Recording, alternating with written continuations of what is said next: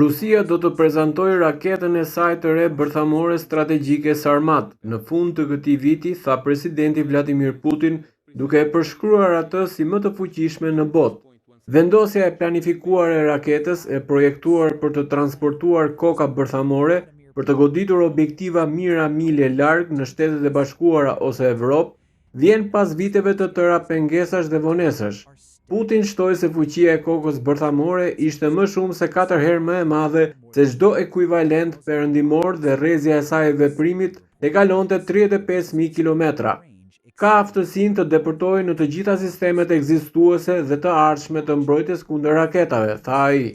Analistët perëndimor të sigurisë thonë se Putini ka bërë pretendime të egzageruara për aftësitë e disa prej armëve bërthamore të gjeneratës së re të Rusisë, pjesë e një programi modernizimi që ai e njoftoi për herë të parë në vitin 2018.